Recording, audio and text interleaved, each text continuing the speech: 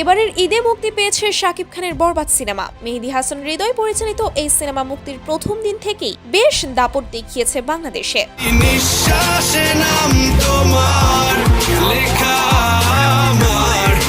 আয়ের নিরিখেও এগিয়েছিল এই ছবি। দেশের প্রেক্ষাগৃহ কাঁপিয়ে এবার যুক্তরাষ্ট্র ঝড় তুলে দিয়েছে শাকিব খান অভিনীত বরবাদ সিনেমাটি দিয়ে।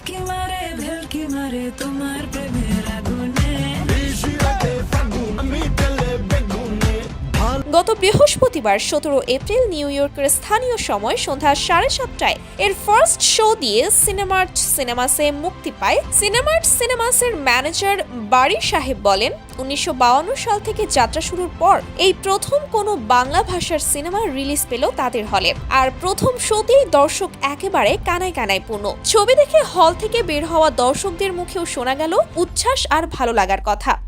আমাদের এই থিয়েটার 1952 সালের অনেক পুরনো, এই প্রথম শাকিব খানের এই ছবিটা আমরা প্লে করব এবং সব শোয়ে সোল্ড আউট। এছাড়া বাংলা নাটকের জনপ্রিয় অভিনেত্রী পারসা ইভানা ফার্স্ট শোতে বরবাদ দেখে জানিয়েছেন, ঈদের দিন বাংলাদেশের বরবাদের টিকিট পাইনি, পরদিন ব্যক্তিগত কাজে নিউ ইয়র্ক চলে আসি, এজন্য এখানে বরবাদ দেখে খুব এনজয় করেছি। দেশের মতো এখানেও শো হাউসফুল গেছে।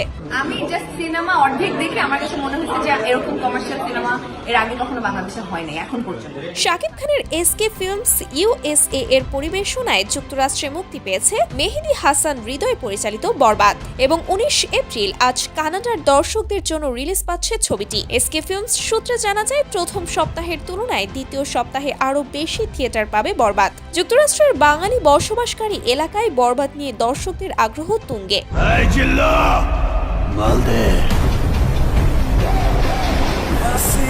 সো গাইস, আপনার কি মনে হয় বাংলাদেশ কাঁপিয়ে বিদেশের মাটিতেও কি বরবাদ নতুন ইতিহাস তৈরি করতে পারবে? অবশ্যই কমেন্ট করে জানাবেন। আর এরকম সব আপডেট পেতে আমাদের চ্যানেলটি সাবস্ক্রাইব করে রাখবেন।